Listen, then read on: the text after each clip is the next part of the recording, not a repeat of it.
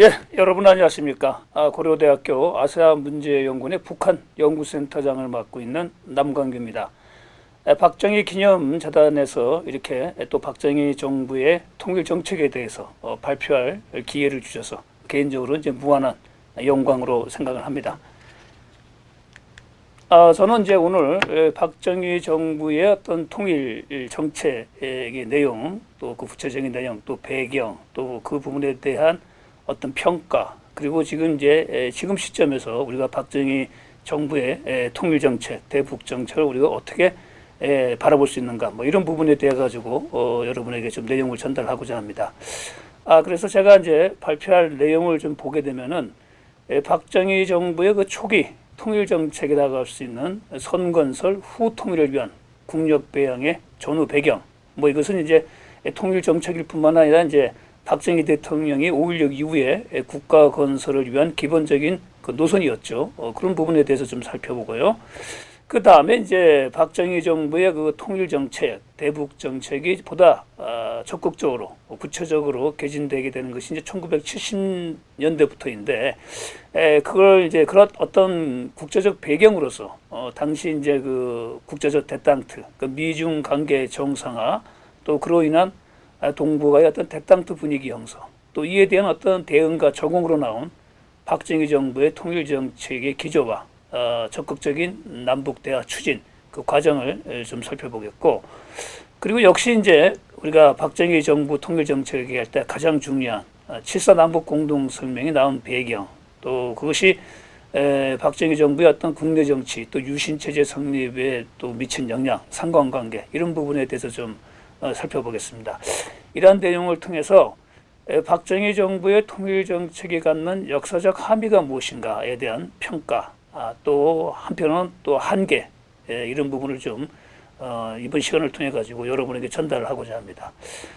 이렇게 박정희 정부의 통일 정책을 저는 이제 뭐 이걸 이 분야를 전공하는 또 학자로서 우선 그 학문적인 분석, 평가를 통해서 박정희 정부의 통일 정책에 대한 객관적인 이해를 우선 여러분에게 좀 전하고자 하고요. 그리고 이제 박정희 정부의 통일 또 대북 정책이 가진 지금 시기, 현재와의 어떤 연속성 또 단절성을 통해 가지고 박정희 정부 시대 때 진행되었던 통일 대북 정책의 현실적 가능성과 또 어떤 한계 이런 부분에 대한 평가를 하겠습니다.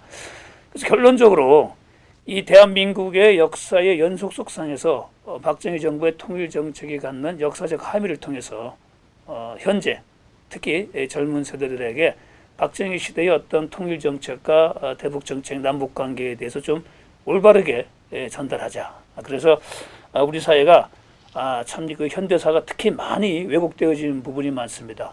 중고등학교 때 그 잘못되어진 어떤 교과 내용을 통해서 또 일부 또 편향되어진 정교조 교사들이 어떤 주입식 왜곡된 역사에 의해 가지고 젊은이들이 우리 현대사를 잘못 알고 있는 부분이 많은데, 특히 이제 박정희 대통령에 대한 어떤 평가나 이런 부분에 대해서 가지고는 사실과 다른 그런 내용들이 많은데, 그런 부분에 대해서 어느 정도 좀 이렇게 시장할 수 있는 그런 계기를 좀 마련했으면 하는 것이 또 개인적인 바람입니다. 자, 먼저 5.16과 선건설 후 통일을 위한 국력 배양에 대해서 좀 말씀을 드리겠습니다. 뭐 아시겠지만 이제 이승만 대통령의 어떤 50 선거, 부정선거로 인해서 4.19 의회가 발생했죠. 그래서 4.19 이후에 이제 민주당이 집권을 하고, 아무래도 이제 4.19 때 학생들이 이제 나서가지고 희생하면서 이루어진 성과물이었기 때문에 상당히 이제 학생들의 젊은 층의 어떤 현실 정치 참여가 상당히 강하게 나타났고, 특히 그 4.19 이후에 일종의 약간 낭만적 민족주의라고는 할까요?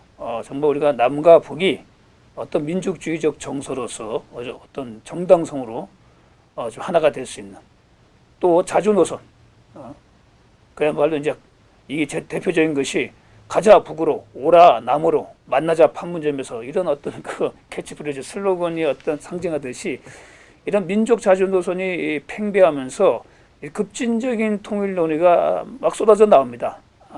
그래서 남과 북의 어떤 민족 협력에 의해서 통일을 이루자라는 민족 자주 노선이 이제 대사를 이루게 되는데요.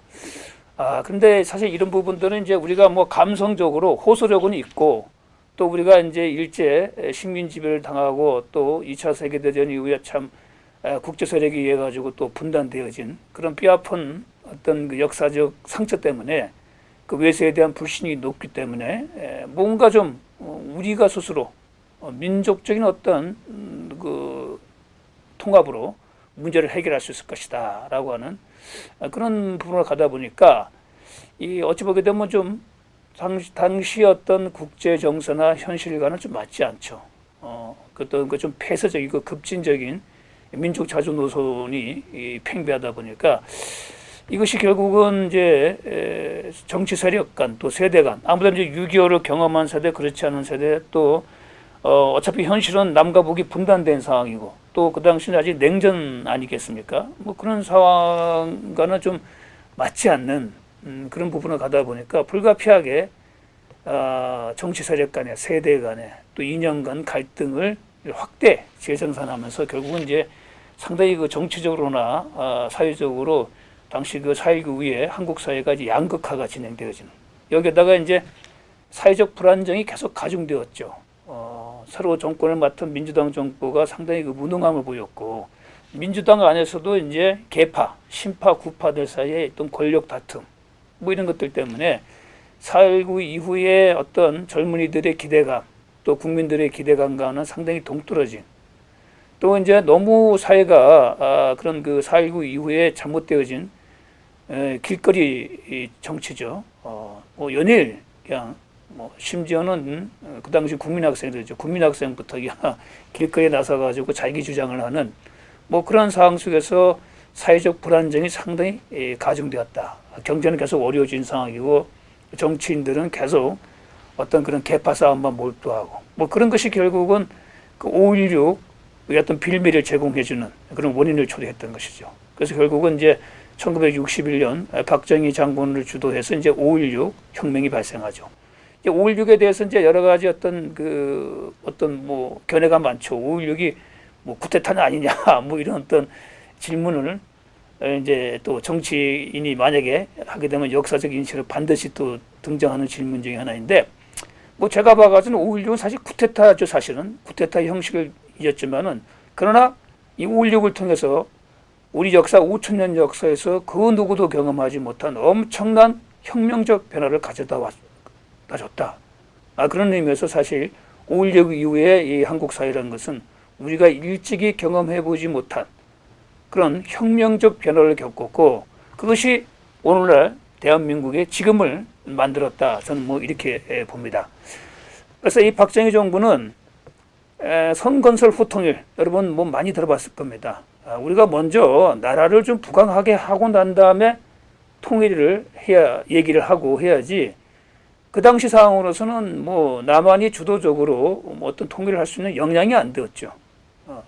북한에 비해서 여러모로 국력이나 경제력이나 생활 수준에서 열세에 있었기 때문에 우선은 우리가 내실을 충실히 하자.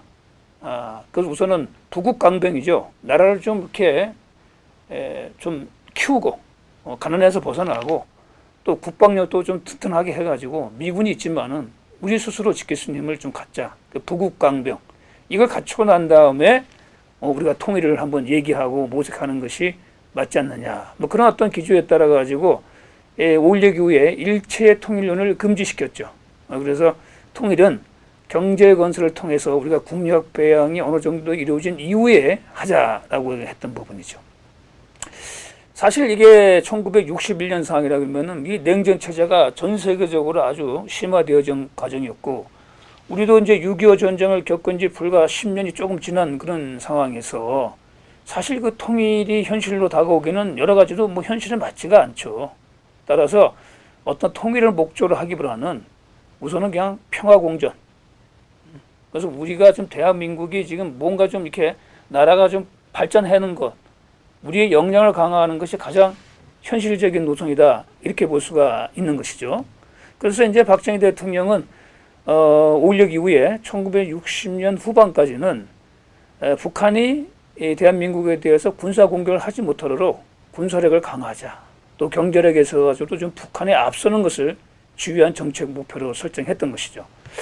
그래서 결국은 어떤 경제 성장을 통해 가지고 1970년을 기점으로 해가지고 대한민국이 북한에 비해 가지고 경제력이 우위에 서는 그런 계기를 마련했기 때문에 그 목표는 달성하게 됐던 것이죠. 따라서 안보, 또 자주, 통일, 민주주의 이런 것들은 어떻게 보면 장기적인 국가 과제죠. 또 하나의 우리 대한민국이 지향해야 될 하나의 가치라고 중요한 가치들이라고 하게 되면은 사실 그것을 가능하게 할 수 있는 바탕이 있어야 된다. 그건 역시 국가가 뭡니까? 발전하고 경제가 발전해야 되는 것이죠. 경제 발전이 1차적이고 시급한 과제이기 때문에 그것이 어느 정도 국민이 먹고 사는 것이 해결되고 난 다음에야 사실 안보적인 부분에서도 우리 역량을 강화시키고 그런데 그게 결국은 이제 자주적인 역량을 키우는 것이고 그걸 바탕으로 해서 우리가 통일 또 민주주의도 우리가 좀 더 발전 성숙시킬 수 있는 것이죠.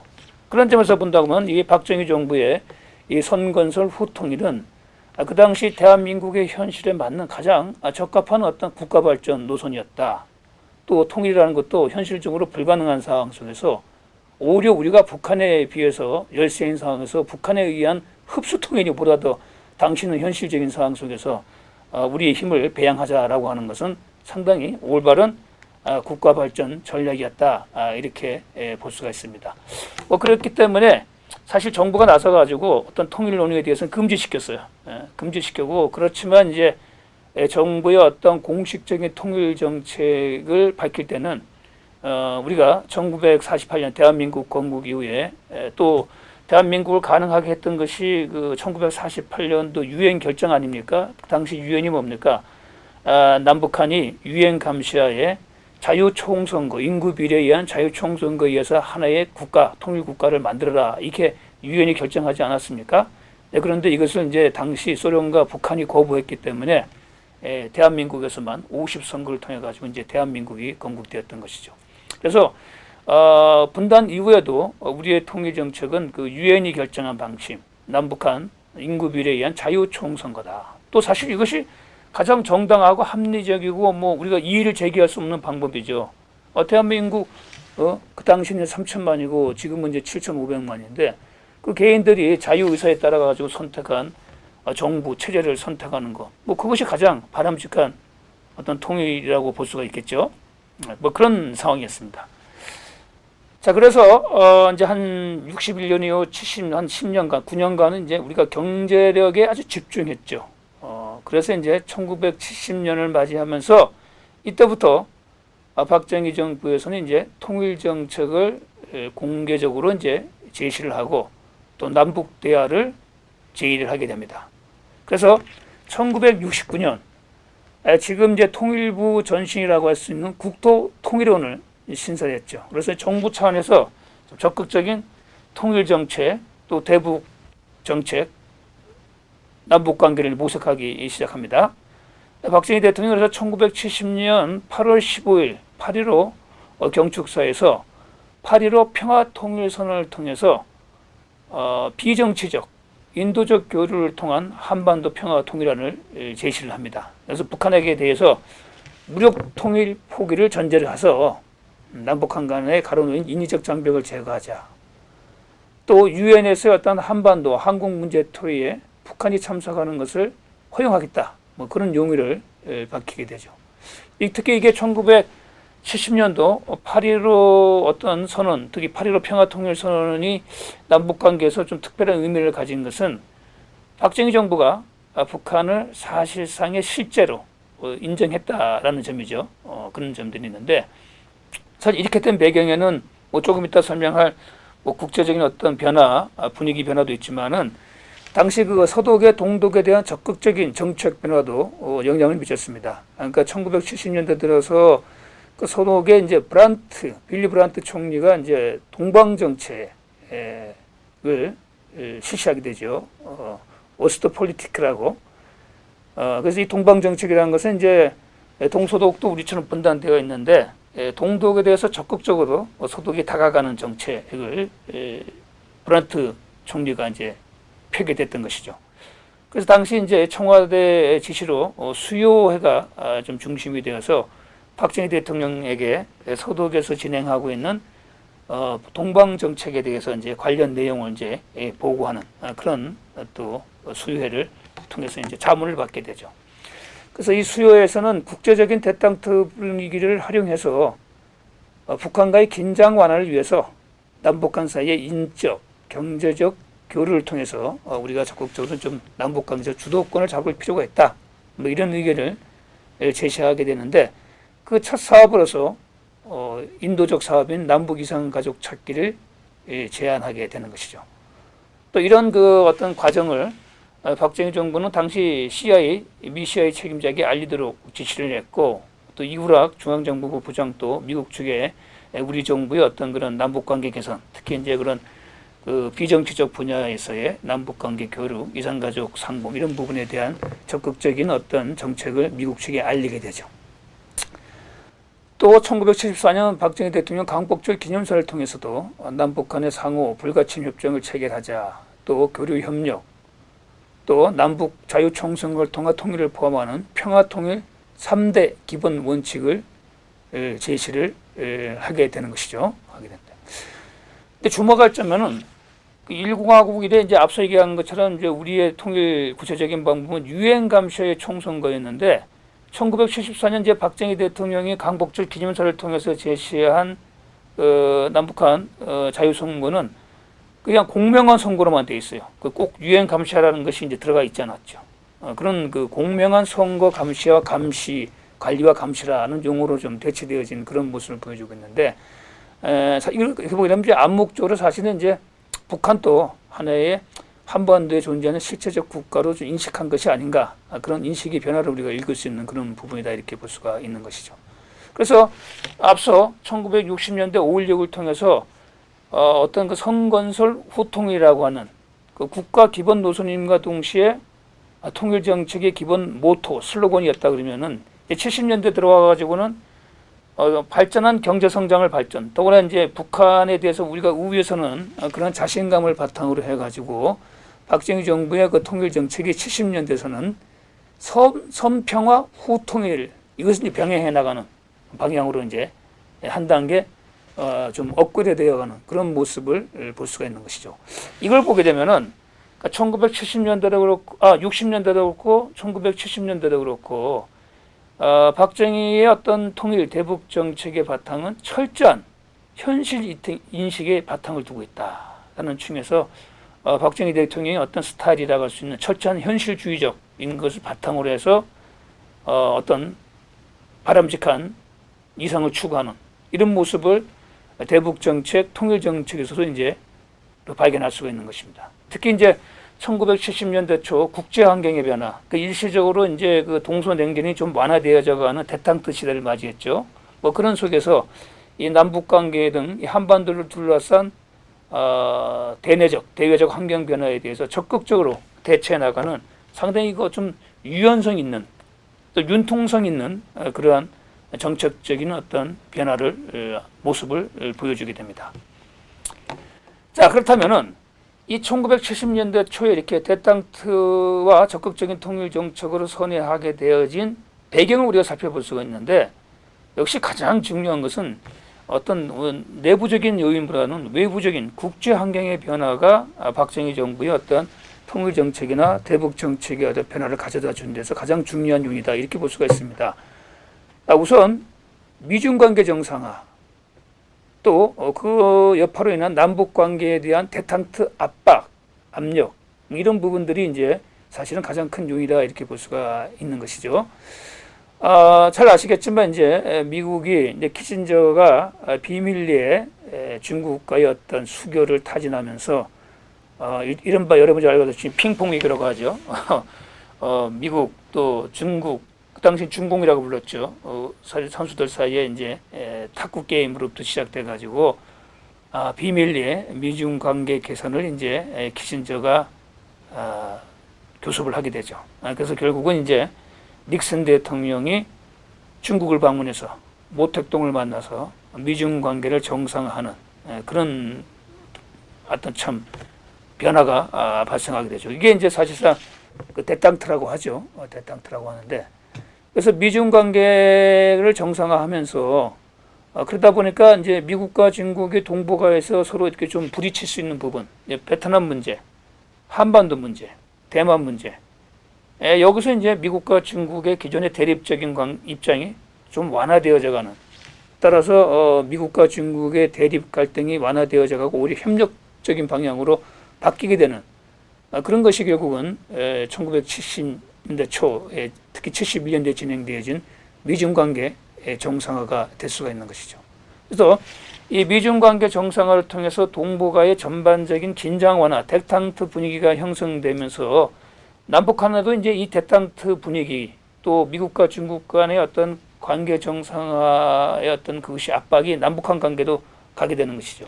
그래서 미국도 우리 정부에 대해 가지고 남북 관계 개선을 요구하게 되고, 또 중국도 마찬가지로 북한에 대해 가지고 그게 좀 뭐 1.21 사태나 푸에블로 사태와 같은 그런 군사 도발적인 그런 행동을 하지 말고 좀 뭔가 대화와 또 관계 개선을 역시 북한에게 요구하게 되는 것이죠.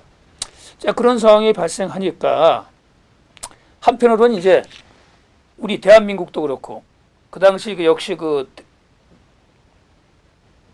분리되어 있는 대만에게도 그렇고 한국과 대만에게는 야 이제 미국이 중국과 관계를 정상화하고 또 닉슨 행정부 들어가지고 아시아에 주둔을 하고 있는 미군을 전반적으로 감축시켜 나가는, 철수시켜 나가는 그런 모습을 보여주고 있기 때문에 우리가 미국의 군사적 보장에 더 이상 의존할 수 없다라고 하는 어떤 군사 안보상에 서 가지고 새로운 과제를 한국과 대만에게 던져 주었던 것이죠. 어떠서 이제 스스로 안보 능력을 갖춰야 한다는 어떤 절박한 과제를 박정희 정부에게도 주어졌고 또 그 당시 또 대만에게도 주어졌던 것이죠. 그리고 좀 전에 제가 말씀드린 것처럼 이 1969년도 닉슨 독트린이 이제 아시아 문제는 아시아인들이 좀 해결하다, 또 미국의 어떤 개입을 좀 자제하겠다, 절제하겠다, 또 아시아에 주둔하고 있는 미군을 점차 빼나가겠다, 감축하겠다. 그러면서 이제 남북한에 대해서도 좀 대화를 종용하는 그런 부분들이 결국은 우리도 남북대화, 박정희 정부로 남북대화로 나설 수밖에 없는 그런 어떤 국제적 환경이 조성되었던 것입니다.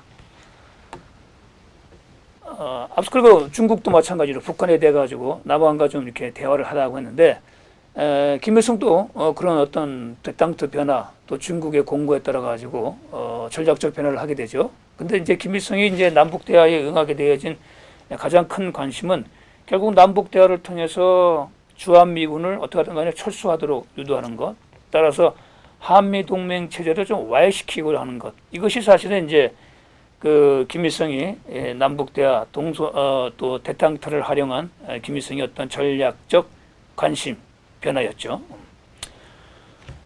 반면에 이제 미국의 주한미군이 감축이 현실화되는 과정에서 이제 박정희 대통령은 이 자주국방 추진, 이걸 어떻게 하느냐 하는 것이 가장 주어진 숙제라고 할 수가 있죠. 또 그러면서 또 한반도의 긴장을 완화한 방향으로의 어떤 그 남북 대화에 대한 압박, 이걸 또 나가야 되는, 그러니까 자주적 안보 능력 배양과 남북 대화에 나가야 된다는 이런 부분이 이제 박정희 대통령 또 박정희 정부에게는 하나의 큰 부담으로서, 과제로서 다가왔던 것이죠.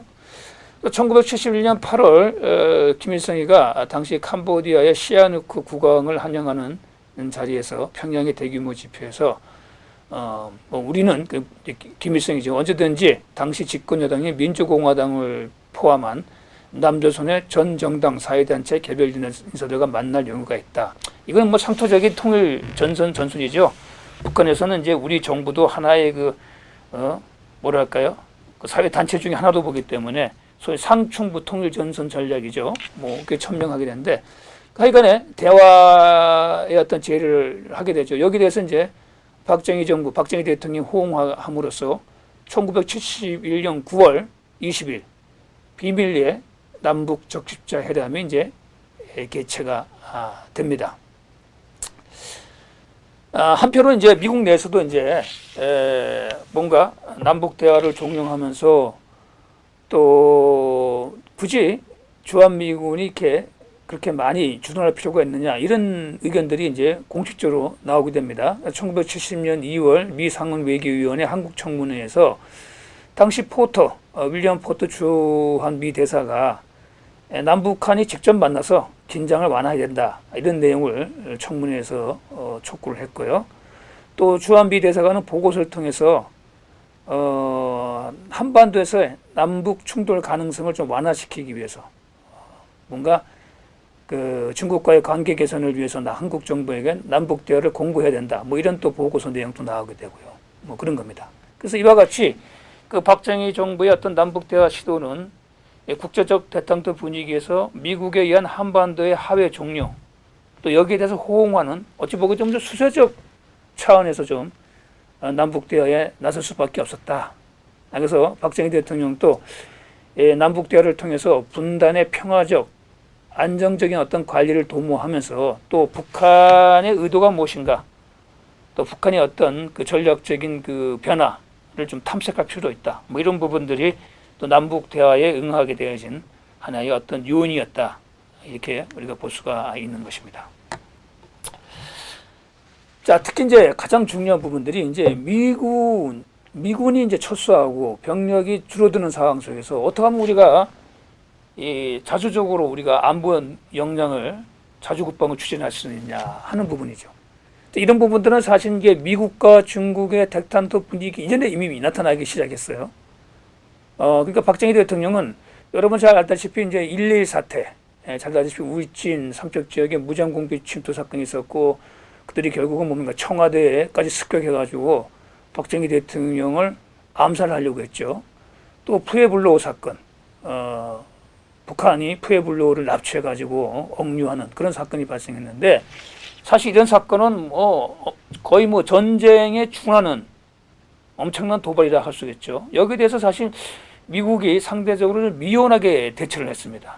1.1 사태도 그렇고 푸에블로 사건에 대해서도 어찌 보게 되면 좀 북한의 요구에 좀 순응하는 좀 굴욕적인 그런 모습을 좀 보여줬죠. 그러니까 박정희 대통령이 생각했을 때는 이 미국이 북한의 이런 도발에 대해서도 너무 미온하게 대처하는 것이 아닌가 해서 좀 약간 미국의 어떤 대처에 대해서 좀 불신감을 갖게 되었죠. 그러니까 미국에 대한 어떤 박정희의 불신 회의감은 우리가 빨리 너무 미군에게만 의존해서는 안 되겠구나. 군을 빨리 현대화시켜야 되겠다. 자주국방을 앞당겨야 되겠다. 더 나아가서 사실 이제 미국과 이제 직접 부딪히게 되는 만약에 미군이 나갔을 경우 우리가 자체적으로 어떻게 하면 우리가 우리 안보를 책임질 수 있냐 했을 때는 사실 핵을 가져야 되지 않겠는가. 그래서 비밀 핵 개발로까지 이제 이어지게 됐던 것이죠. 여기다가 이제 유신 처리를 공개적으로 비판하는 이제 카터 행정부가 들어서 가지고 인권 외교로 인해 가지고 이 박정희 정부와 카터 행정부는 아주 참 서로 얼굴을 붉히는. 그래서 박정희 대통령이 서거하기 직전까지 사실 1970년대 내내 한미 관계는 상당히 좀 좋지가 않았습니다. 박정희 대통령은 미국의 어떤 한국 안보에 대한 불신을 갖고 있었고 또 미국은 한편으로는 박정희 대통령의 좀 어떻게 보면 이제 미국의 어떤 가이드라인을 벗어난 그런 행동에 대해서 또 역시 비판적인 입장이었고 그래서 박정희 대통령은 이제 우리 스스로 뭔가 우리 안보 역량을 갖춰야 되겠다 해서 1968년 4월에 이제 항토 예비군이 발족됐죠. 이게 이제 1.1 사태 이후에 우리선 안 되겠다. 항토 예비군을 통해서 좀 뭔가 예비 전력을 좀 강화시켜야 되겠다.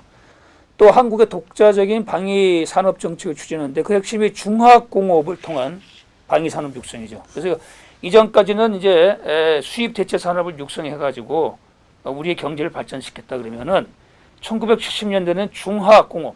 그 당시처럼 사실 우리가 아무리 경제가 좀 발달했다고 하지만 아직은 그 후진국 단계를 조금 벗어난 단계인데 우리가 중화공업을 하기에는 여러 가지도 모든 게 부족하죠. 자본도 부족하고 기술도 부족하고 해외 투자도 부족한데 그러나 이 중화공업을 하나의 그 국가 전략 방향으로 통하고 그 중화공업을 택한 것은 그걸 통해서 방위 산업을 육성해야 되겠다라고 하는 그런 어떤 전략적인 어떤 배경이 있었던 것이죠.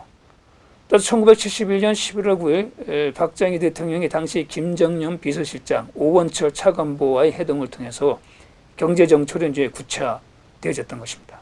그래서 이런 안보적 요구사항에 부응할 수 있는 경제정책을 세워야 되겠다. 그래서 이제 중화공업 중심으로 여기에 이제 방위산업이 동시에 육성시키는 방향으로 이제 경제전략이 새롭게 짜여지게 되는 것이죠.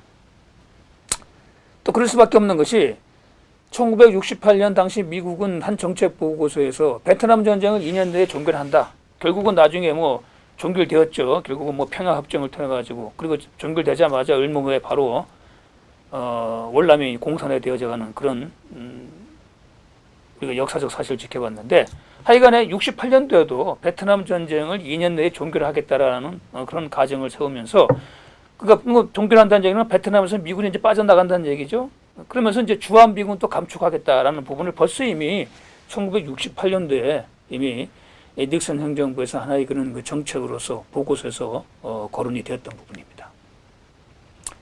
그리고 1971년 7월 비밀리에 중국을 방문했던 키신저는 당시 그 조우런나이 주울레와의 회담에서 주한미군 철수를 하겠다는 것을 거론했어요. 또 조원나의 질문에 대해 가지고 닉슨 대통령의 다음 임기가 끝나기 전에 대부분의 미군은 한국으로부터 철수할 수도 있다. 이런 답변을 키신저가 하게 됩니다. 여러분 잘 알겠지만 키신저의 어떤 그 참 뭐 외교 참 뭐로 갈까요? 완전히 뭐 경천동질할 완전히 새로운 질서를 만든 키신저의 외교 역량이 사실 중국과의 국교 정상화라고 할 수가 있죠. 사실 이제 그것이 오늘날 또 중국을 키워주게 된 하나의 시작이었다 이렇게 볼 수가 있겠죠. 오늘날 이제 중국이 미국을 위협할 만큼의 도전적인 세력이 된 것은 사실 그 바탕은 키신저의 외교로부터 이미 시작이 되었다라고 볼 수가 있는. 물론 이제 그 당시에는 중국이 이렇게 커가지고 미국을 위협할지는 몰랐죠. 단지 이제 냉전 시대 때 미국의 가장 그 적대적인 세력인 소련을 견제하기 위해서 중국을 미국 편으로 끌어들였던 것인데 그것이 하여간에 오늘날 이제 또 중국을 만들게 된 하나의 또 바탕이 되었던 부분이죠. 자, 그런 부분에서 키신저가 주한미군 철수를 주물내게 얘기를 했고 또 실제 1969년 12월 주한미군 철수 계획을 비공식적으로 박정희 정부에게 알려주게 됩니다. 여기 대해서 박정희 대통령은 미군 철수는 불가하다는 기존 입장을 견지하면서도 1970년 2월 특별위원회를 통해서 미군이 철수했을 경우 이후에 우리가 어떻게 할 것인가에 대한 대책 마련에 들어가게 됩니다. 1970년 6월 닉슨 행정부는 이제 공식적으로 주한미군 철수를 통보하고 8월 24일부터 당시 에그뉴 부통령이 한국을 방문해서 박정희 대통령과의 회담을 해서 철수 문제와 관련한 회담을 갖게 됩니다. 그 이제 미군 철수가 이제 공식화되어진 것이죠. 여기에 대해서 박정희 대통령은 그렇다면 주한미군을 2만 명 이상 삭감하지 말라. 또 한국군 군 현대를 위해서 미국이 향후 5년간 25억 불에서 30억 불 정도의 특별 군사 문제를 제공해라. 또 한반도 유사시에 미군이 직접 개입한다. 이걸 문서로 보장한다. 이런 어떤 내용의 요구 조건들을 제시하게 되죠. 이 조건에 대해서 미국은 다 들어주지 않고 일본 주둔 팬텀 F4 한개 비행단을 이동 배치하고 5년간 15억 달러의 추가 원조를 약속하는 것으로 타협을 보게 되었던 것이죠. 또 주한미 행정부의 주한미군 감축은 그 나머지 조건들은 뭐 유사시에 미군의 한국 개입을 뭐 문서하라 하는 부분들은 그거는 미 의회상 받아들일 수 없다라는 어떤 거부를 당하게 되죠. 그래서 결국은 이제 그런 절충선에서 추가적으로 한 15억 달러 이내에서 한국군 현대화를 미국이 지원해 준다. 뭐 이런 범위 내에서 이제 타협을 받던 것이죠. 실제 이제 주한미군 감축은 1971년 3월 1차적으로 병력 2만 명이 철수하게 되면서 주한미군은 이제 지상군 2사단만 남게 되었고 주한미군 병력도 6만 명에서 4만 명으로 이제 줄어들게 되었죠. 그래서 이 박정희 대통령은 추가 미군 철수 저지 또 북한의 어떤 위협에 대한 자체적인 자주적인 군사적인 억지 능력을 확보하는 것이 이제 하나의 긴박한 과제가 되었던 것이죠. 따라서 이제 박정희 대통령은 이제 더 이상 미군을 염두에 두고 우리가 자주국방 안보를 세워서는 안 되겠다. 미국이 없다. 미군이 없다는 것을 가정한 우리 스스로의 어떤 독자적인 방위 정책을 추진해야 되겠다. 그래서 자주국방을 모색하게 되는데, 그래서 이제 빨리 한국군 현대를 앞당김과 동시에 소위 말해서 비밀리 핵무기 또 전략 무기 개발 이 부분까지 나가게 되죠. 이 부분은 이제 미국과도 알리지 않고 사실 이제 비밀리에 했기 때문에 사실은 이제 이 박정희 대통령이 자주국방 차원에서 추진한 핵무기 개발, 전략 무기 개발은 이제 미국과 부딪힐 수밖에 없는 이런 부분이 되는 것이죠. 결국은 이제 박정희 대통령의 자주국방 노선 또 비밀 핵 개발을 통해서 미군이 없는 상황에서의 우리 안보의 어떤 능력, 억지 능력을 갖춘다 하는 부분들. 그래서 이런 부분들은 이제 한미 동맹이 상당히 그 갈등 양상으로 전개될 수밖에 없는 그런 상황으로 이제 한미 관계가 변화하게 되는 것입니다. 자, 그러면서 이제 한편으로 이제 적극적인 통일 정책, 대북 남북 대화를 전개하게 되는데, 박정희 정부는 이제 급격한 국제 정세의 변화 또 미군 감축을 계기로 해가지고 1972년 7.4 남북 공동선언 좀 이따 자세히 설명하겠지만, 그리고 74년도에 6.23 외교선언, 74년도에 평화통일 3대 기본 원칙을 발표하면서 적극적인 통일 정책, 대북 정책, 대북 제의를 전개하게 됩니다. 특히 이제 8.15 경축사를 통해서 앞서 얘기한 것처럼 사실상 북한을 정치적 실체로 인정하고 평화 공존을 모색하기 시작했다. 또 그걸 바탕으로 해서 비밀리에 남북 적십자 회담이 시작되었고, 그 남북 적십자 회담을 통해서 보다도 이제 중요한 7.4 남북 공동성명까지 이어지게 되죠. 그리고 이제 73년도에 6.23 선언을 하게 되는데, 7.4 남북 성명은 좀 이따 자세하게 하기 때문에 먼저 73년도에 있던 6.23 선언 내용을 좀 먼저 얘기하겠는데, 6.23 선언은 남북의 어떤 단계적, 점진적 어떤 접근을 통한 통일, 또 남북 간의 평화, 교류, 협력을 확대하자, 이런 걸 얘기하면서 구체적으로 통일은 평화 통일을 해야 된다. 또 내정 불가역과 불가침, 그리고 남북 대화의 증진, 또 국제기구에 남북한이 동시에 가입하자. 여기는 이제 유엔 동시 가입도 들어가게 됩니다. 그리고 이념을 초월한 국제교류, 또 우방과의 유대관계 공고화, 이런 내용을 이제 6.23 선언에서 다루고 있는데, 이 6.23 선언은 사실 어찌 보게 되면 남북한의 대화와 교류를 통한 평화와 통일을 얘기하면서 북한과 수교한 그 공산 국가와도 우리도 수교를 맺을 수 있다라고 하는 것은 대탐토로 인해서 변화되어진 국제 환경에 맞추어서 탈이념적인 신뢰를 추구하는 외교 노선의 전환이었다, 이렇게 볼 수가 있는 것입니다. 또 유엔의 남북한 동시 가입, 한반도 교차 승인. 교차 승인이라는 것은 당시 소련과 중국이 대한민국을 외교적으로 승인하고 또 미국과 일본이 북한을 승인하는, 뭐 그러면서 남북한의 평화 공존 노선을 추구했는데, 이 사실 6.23 어떤 외교 선언, 6.23 선언은 어찌 보게 되면 이제 1988년 노태우 정부가 추진했던 북방 정책의 하나의 그 원형이다, 이렇게 볼 수가 있습니다. 당시는 냉전 시기였기 때문에 현실화되기 어려웠지만은 1988년에 탈냉전 시기에 사실 노태우 정부가 추진한 북방 정책의 하나의 기원이다, 이렇게도 볼 수가 있어요. 그러니까 당시 이제 북방 정책에 따라서 한중 수교, 한소 수교가 이루어졌는데, 거슬러 올라가게 되면 박정희 정부가 추진한 6.23 외교 선언의 논리적 연장선으로 우리가 또 볼 수가 있는 것입니다. 더 나아가서 사실은 이제 그 1991년 남북한 유엔 동시, 그리고 2000년대 들어와가지고 뭐 6.15 남북 정상회담이 상징하듯이 남북 협력이 이제 보다 더 확대되어지게 됐는데, 사실 그 시발점은 어떻게 보게 되면 박정희 정부가 추진했던 일련의 통일 정책, 대북 정책이 남북 협력 정책의 시작이다, 또 이렇게 우리가 평가할 수가 있습니다. 자, 그리고 우리가 이제 가장 중요한 남북 대화, 또 그 과정에서 결실 중에서 가장 중요한 7.4 남북 공동성명, 이 부분은 우리가 자세하게 이것도 따로 나누어서 우리가 살펴볼 수밖에 없는 것이죠.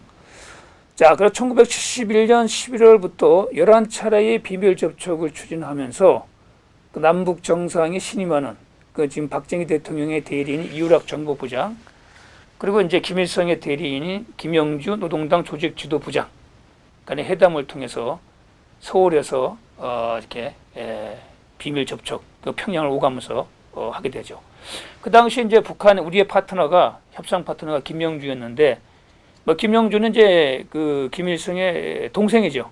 그래서 그 당시에 아마 우리 그 중앙정보부에서는 김일성이 후계자를 가지고 동생인 김영주로 본 것 같아요. 김정일보다는.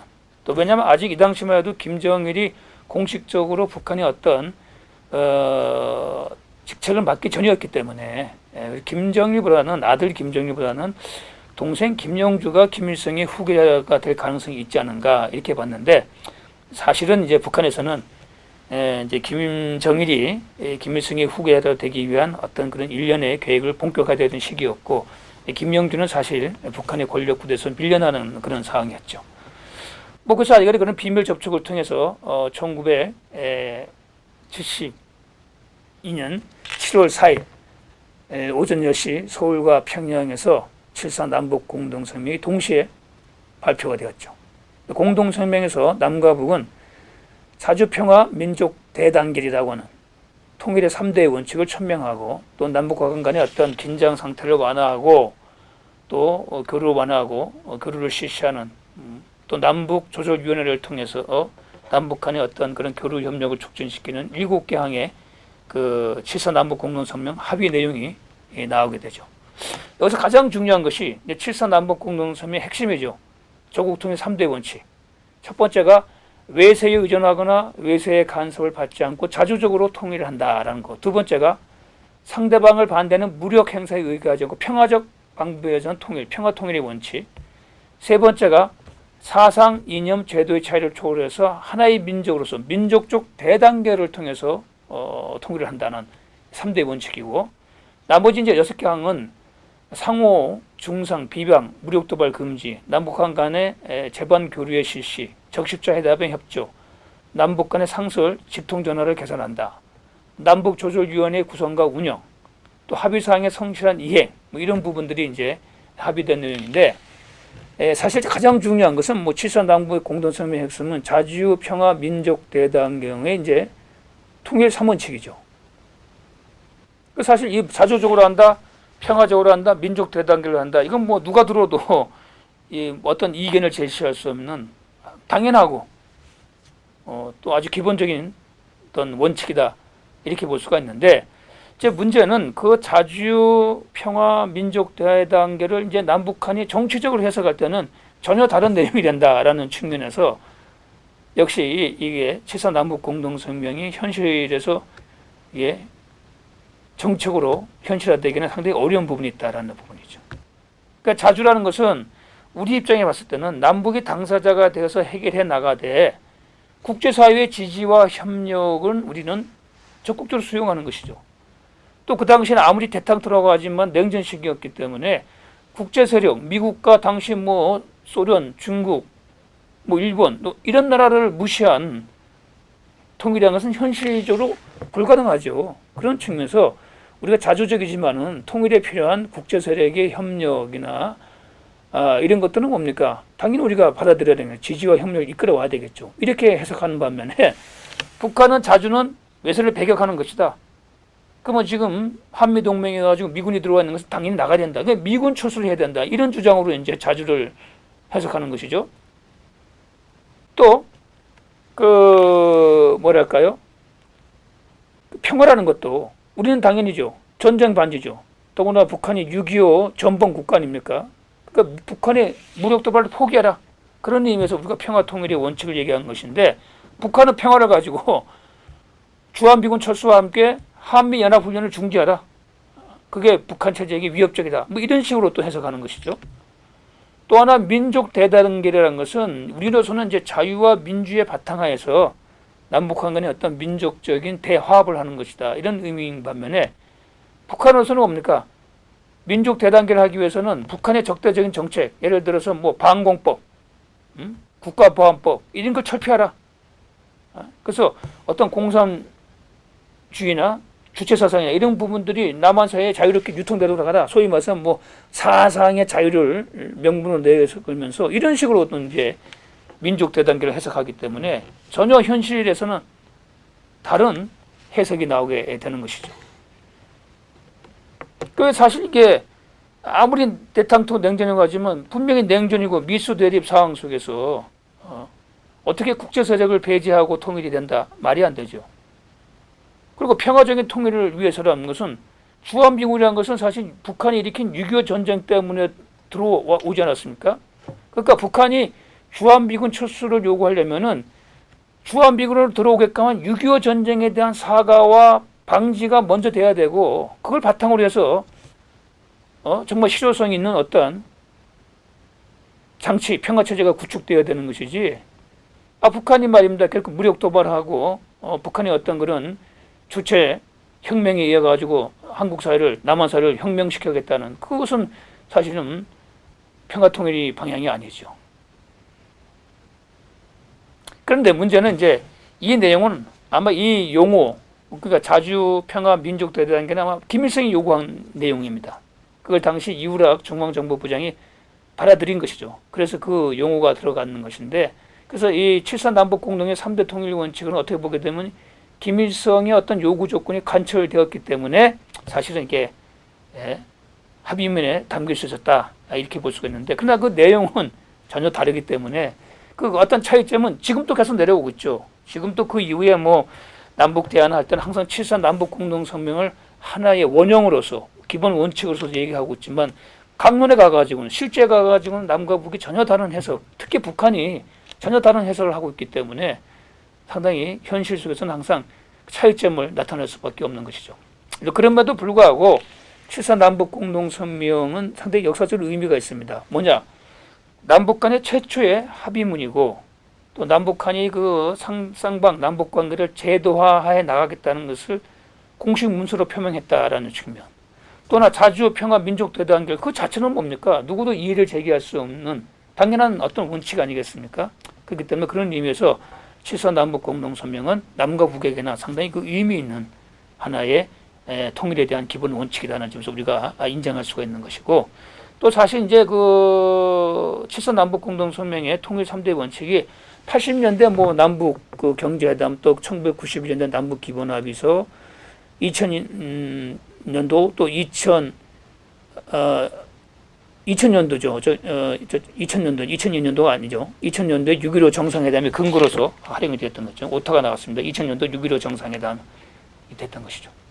자, 그래서 하여간에 이런 상황이 됐는데, 자, 한편으로 이제 이 남북대화의 진전 7.4 남북공동성명이 나오면서 이 박정희 정부가 적극적인 통일정책, 대북정책을 전개하면서 한편으로 이제 사실은 유신체제를 준비하게 되는 것이죠. 또 유신체제는 이제 중앙정보부장인 이우락이 사실은 오래전부터 구상했던 것이고, 또 이 남북관계 개선을 하나의 명분으로 해가지고, 또 실질적으로 지금 대땅트 분위기 속에서 주한미군이 철수하고 안보상의 위기가 있고 이런 상황 속에서 자주국방도 해야 되고 남북대화도 추진해야 되는데, 그걸 돌파해 나가려면은 사실은 박정희 대통령으로서는 무리하지만은 본인이 더 대통령을 하면서 이 과제, 특히 자주국방을 완수시키고 나서 내가 은퇴해야 되겠다라는 어떤 그런 동기가 강하게 자리 잡게 된 것이죠. 그래서 아마 그 박정희 대통령이 자주국방을 확보하는 데 필요한 시간을 한 5년 정도를 본 것 같아요. 그 안에 이제, 그래서 이제 사실은 이제 유신 체제를 선포하게 되는 것이죠. 그러니까 1972년, 그러니까 이제 7.4 남북공동성명이 나온 지 불과 3달 만에 비상계엄령이 선포되고 특별선언이 나오고, 그리고 이제 헌법 개정안이 나오고, 아주 빠르게 유신헌법이 국민투표에 붙여져 가지고 확정이 되어졌죠. 그래서 이제 유신체제가 만들어지는데, 그 유신체제를 통해 가지고 유정회라고 해가지고 국회의석의 3분의 1을 행정부가 지명하는, 사실 이건 이제 의회 민주주의적 요소에서는 이제 사실은 반의회적인 그런 요소죠. 그 어떻게 보면 사실 우리가 보면 이제 민주주의의 어떤 것을 훼손하는 그런 부분이죠. 결국은 이제 사실 박정희 대통령은 이제 남북대화 국제정서의 변화를 이제 유신체제 성립에 불가피한 어떤 요인으로서 이제 설명을 했던 부분이죠. 사실 뭐 그런 부분들은 자유민주주의적 의회 정치에서 보게 되면 사실은 후퇴다, 이렇게 볼 수가 있는 것이죠. 그래서 유신 체제는 결국은 이제 박정희 체제에 박정희 대통령이 있어가지고 하나의 그 과에 해당되어지는 그런 부분인데 또 당시로서는 이제 박정희 대통령으로서도 그렇게 할 수밖에 없는 현실적인 부분도 사실은 어떤 불가피한 부분도 좀 있다라고 또 볼 수가 있는 부분이 있습니다. 사실은. 따라서 이 7.4 남북 공동성명 또 대탕트 분위기 이런 속에서 남북 대화를 추진하고 7.4 남북 공동성명이 나온 것은 북한으로 봐가서는 그 어떤 달라진 국제 정세를 활용한 적극적 공서적 입장이었다 그러면은 우리는 상당히 좀 수세적인 입장에서 자주국방 안보의 모색과 또 그게 필요한 국내 정치 체제의 재편이라고 하는 그런 측면에서 수세적 입장에서 남북 대화를 통해서 이 국내 정치를 활용하게 되었던 부분이죠. 결국은 이제 이런 과정 속에서 유신 체제가 성립되어지고 또 박정희 정부가 1973년 6.23 선언을 하게 되자 북한이 그러니까 유엔 동시가 합의를 가지고 이것은 한반도의 분단을 연구하는 것이다 하면서 남북대에 더 이상 응하지 않겠다 이렇게 발표를 하게 됩니다. 또 이제 실제 이제 북한이 의도했던 것은 대탕트 분위기를 활용해서 미국과의 대화를 통해서 남한 정부를 배제하고 북미 간에 직접 다이렉트 접촉을 통해서 이제 미국과 직접 교섭을 하는데 미국이 거기는 응하지 않았죠.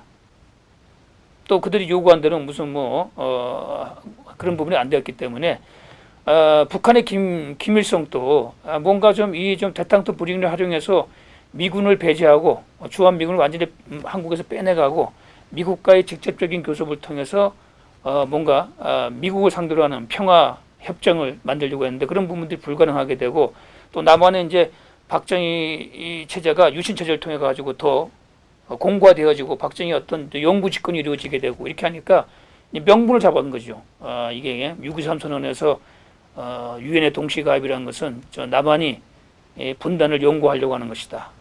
더구나 이제 또 국내 정치라고 쓰는 김대중 납치 사건을 빌미로 해가지고 남북 대화의 중단을 선언하게 되는 것이죠.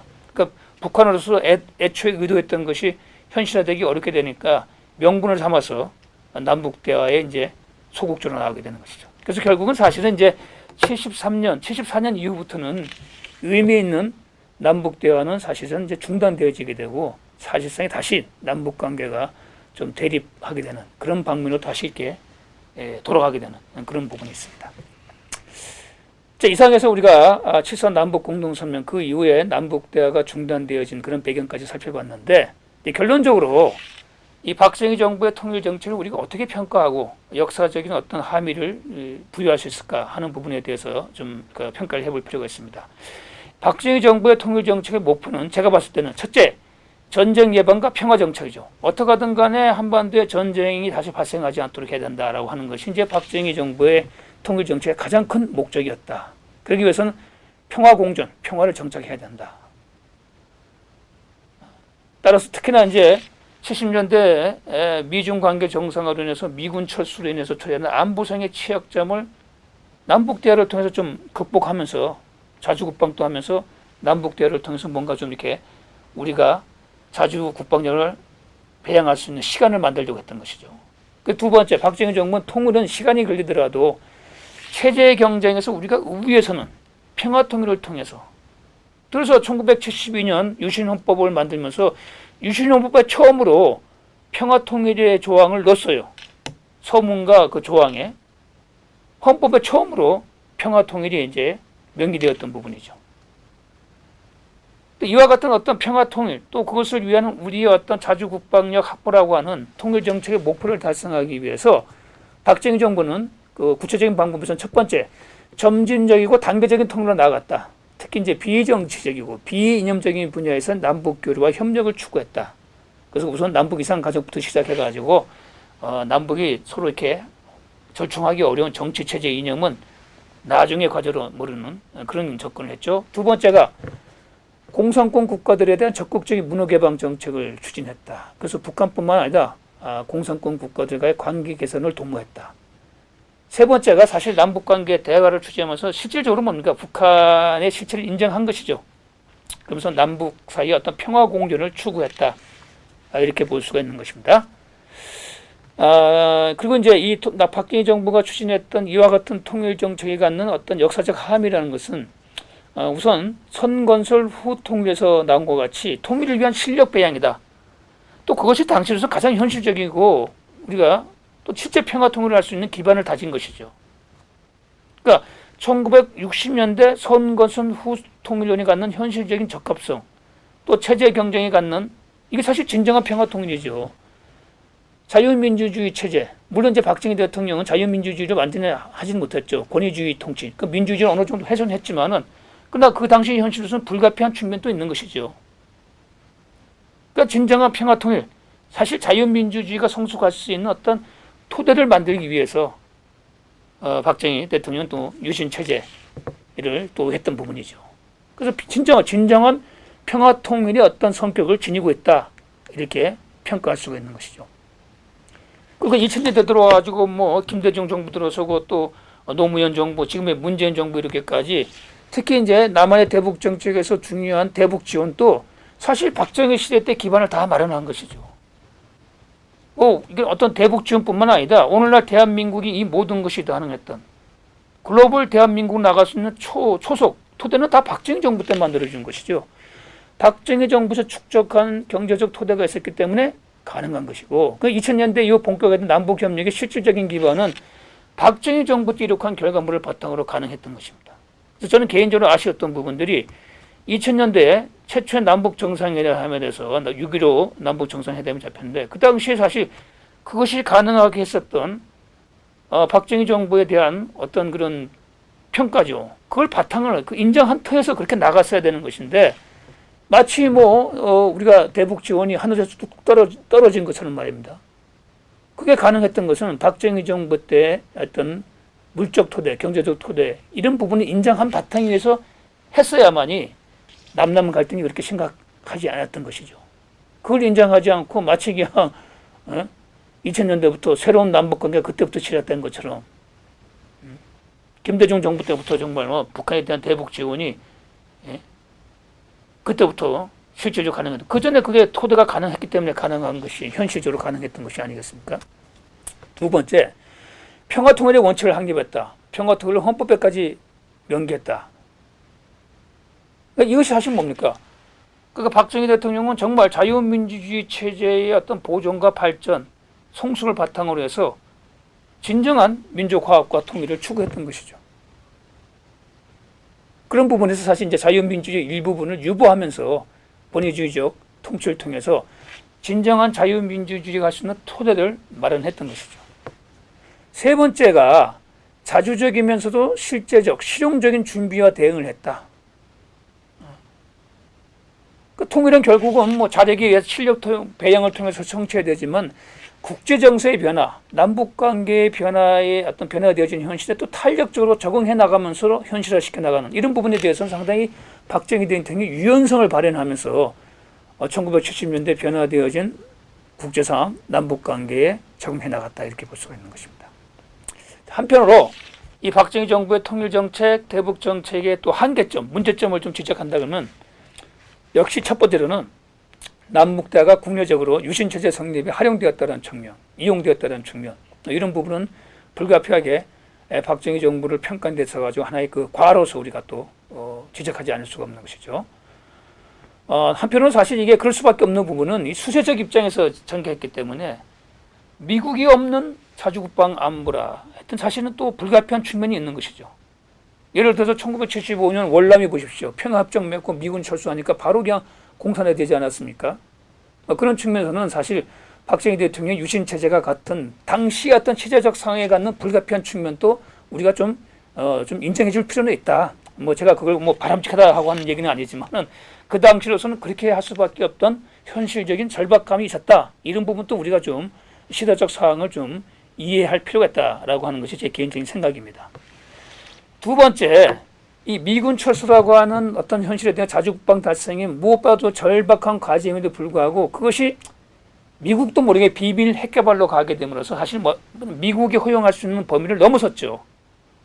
결국 이제 한미동맹의 어떤 갈등과 분열적 요인을 박정희 대통령이 사실은 이제 제공한 측면이 있는 부분이죠, 사실.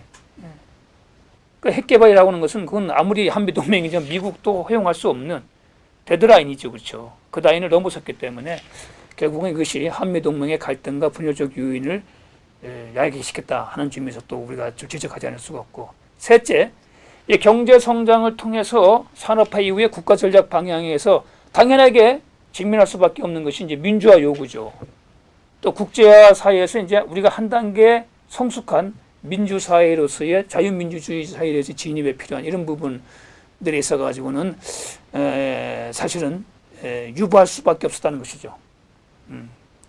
뭐 이상적으로 보게 되면 그 당시 이제 박정희 대통령이 좀 후계자를 제도적으로 잘 확보해 가지고 좀 우리 자유민주주의가 한 단계 업그레이드 되어질 수 있는 그런 단계로 좀 국내 정치 체제가 나아갔더라면은 하는 것이 하나의 또 바람직한 하나의 가정이지만은, 근데 앞서 얘기한 것처럼 현실이 그렇게 하기는 좀 너무나 여유가 없었다. 뭐 그런 측면에서 한편으로는 유신 체제의 또 그런 현실적인 측면도 우리가 볼 수밖에 없는데, 뭐 그것 때문에 사실 산업화 이후에 우리가 맞닥뜨릴 수밖에 없는 또 국민의 요구 조건, 민주화 요구 조건이 있죠. 또 국제사회 진입에 필요한 어떤 그런 또 사회의 어떤 성숙도, 이런 부분에 있어서는 우리가 유보할 수밖에 없었다. 이런 부분들이 또 박정희 정부의 또 한계, 또 통일정책의 한계였다. 이렇게 볼 수가 있는데, 사실 이런 부분은 이제 박정희 대통령 사후에 그 이후의 정부, 정치가 수행할 한국적 과제라고 볼 수가 있죠. 그게 소위 말해서 민주화 과제죠.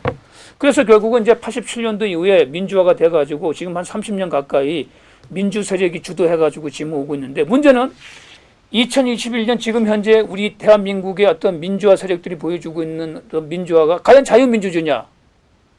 정말 박정희 정부 때 실력 배양을 통해서 극복하고자 했던 그런 정말 자유민주주의를 성숙시키고 공산화를 극복해야 했던 그런 민주주의냐 했을 때는 그게 아니죠. 지금 우리 사회 대한민국은 사회주의적인 방향, 더구나 북한의 어떤 주체 사상에 영향을 받은 386 세대들이 586이 돼가지고 이들이 이제 우리 대한민국을 이끌어가는 주도 세력이 되면서 지금은 대한민국은 자유민주주의가 아닌 오히려 사회주의, 혹은 북한식 어떤 사회주의로 가는 그런 방향으로 어떤 모습을 지금 보여주고 있다. 특히 지금 남한 사회가 급속하게 지금 이제 자경화, 사회주의가 되어지고 있는데 국민들은 잘 인식을 못하고 있어요. 더구나 지금 이제 집권당이 의회 권력을 독점함으로써 지금 뭐 엄청나게 많은 법안들이 막 쏟아져 나오고 있는데, 그 안에는 우리가 과연 자유민주주의 체제인가를 의심할 정도의 그런 법안들이 막 나오고 있습니다. 특히 최근에 논란이 되고 있는 주민자치기본법을 보게 되면은 제가 봐서는 이거는 이 자유민주주의 체제에서 어떤 행정조직이 아니다. 어찌 보게 되면 과도적 체제에서의 인민위원회를 만들겠다는 그런 의도가 여실히 보여주는 그런 악법들이 지금 집권당에서 지금 강행되고 있습니다. 그래서 제가 봐가지고 지금 대한민국은 이 주사파들 586 세대들이 권력을 장악해가지고 지금 대한민국 사회는 내부적으로 낮은 단계의 연방제로 가는 그런 입법이 지금 의회를 중심으로 국민들도 모르고 심지어 야당도 모르고, 또 야당은 그 내용에 대해서 이해도 못하고 제대로 야당의 역할도 못하면서 낮은 단계 연방제가 지금 급속도로 진행되고 가는 과정이 아닌가. 또 자유민주주의 체제를 바탕으로 대한민국이 급속도로 해체되어져 가는 그런 것이 지금 현재의 대한민국 지금의 현실이 아닌가 이렇게 보여집니다. 그런 점에서 상당히 걱정이 되고 우려가 되고, 박정희 대통령이 아마 원했던 건 이런 민주화가 아닐 겁니다. 박정희 대통령 스스로 인정했듯이 유신이라고 하는 좀 좀 탈법적인 또 자유민주주의 좀 벗어나는 그런 통치를 했지만은 그걸 통해 가지고 하여간에 나라의 기반을 단단하게 하고 그 바탕 위에서 정말 우리가 자유민주주의를 한 단계 성숙해 나가야 되는데, 소위 말해서 민주화 세력이라고 하는 386, 586 세대들이 보여주는 지금 현재 대한민국의 민주주의는 자유민주주의가 아니다. 이거는 오늘 사회주의 혹은 북한의 어떤 모습과 비슷한, 오늘 뉴스로 나왔다시피 지난 주말에 이틀 동안 기후변화와 관련되어진 정상 국제회담이 열렸는데 그 화면에 말입니다. 대한민국의 북한의 능라도가 화면에 나오는, 그걸 가지고 실수라고 하는데 실수가 아니죠. 고의적이 단번이 고의적이죠. 이게 한두 번이 아니죠. 지금 어떻게 보면 청와대 집권 세력이 앞장서 가지고 대한민국을 지워버리는, 그래서 자꾸 북한을 가지고 어떤 한반도의 어떤 정통성의 어떤 근거로 좀 만들려고 하는, 제가 봐서는 지금 대한민국은 낮은 단계 연방제가 아주 급속도로 진행되고 있습니다. 특히 의회, 지금 180석을 잡고 있는 여당을 중심으로 해가지고 야당은 100석을 잡고 있지만 아무런 견제 능력도 없고 실제 그 여당이 주도하고 나는 그런 그 어떤 악법들 실질적으로 지금 대한민국이 낮은 단계 연방제로 진행시키는 예를 대표적으로 아까 제가 말씀드린 뭐 주민 기본 뭐 법이라고 했죠. 주민자치기본법 이런 내용에 대해서 이해도 못하면서 속수무책으로 끌려가면서 대통령 선거만 지금 눈이 팔려 있는 지금 대한민국은 뭐 정권이 교체된다 지도자가 바뀐다고 해가지고 이 정말 대한민국이 원래 우리 자유민주주의 가는 그걸 돌릴 수 있을 만큼 그런 상황이 아닙니다. 지금 누가 와도 정권이 바뀌어도 이 지금 대한민국은 상당히 자유민주주의 체제의 관점에서 보게 되면은 좀 회복하기 어려운 상황으로 지금 많이 진행되고 있다. 이런 부분들을 여러분에게 또 국민들에게 알리지 않을 수가 없습니다. 그래서 제가 오늘은 박정희 시대의 통일정책, 박정희 정부의 통일정책을 살펴봤지만 한편으로는 박정희 정부 때 그 어떤 성과를 바탕으로 해서 이 대한민국이 정말 올바른 국가, 성숙한 자유민주주의 그걸 바탕으로 해가지고 우리가 통일로 나가야 되는데 지금 진행되고 있는 모습은 상당히 반대 방향으로 나가고 있다. 그런 우려 섞인 얘기를 여러분에게 전달하면서 지금이라도 우리 대한민국 국민 젊은이들이 좀 더 냉철하게 현실을 잘 파악해서 우리가 좀 정말 이 나라를 올바르게 이끌어갈 수 있는 대한민국을 정상화하고 그걸 바탕으로 정말 바람직한 통일로 나아갈 수 있는 그런 기반을 우리가 만들어 나가지 않겠는가. 그래서 여러분이 좀 이 위기 사항을 잘 인식해서 아주 고민도 하고 그런 방면에서 우리 앞에 다가온 여러 가지 선택들을 좀 지혜롭게 잘 선택하고 극복해 나가기를 기대합니다. 이상 제가 오늘 맡은 박정희 정부의 통일정책에 대해서 제 발표를 마무리하도록 하겠습니다. 뭐 긴 시간 제 발표 내용을 들어주신 여러분에게 감사드리고 또 이렇게 이 자리를 마련해준 박정희 기념재단에 다시 한번 감사 인사를 드리겠습니다. 감사합니다.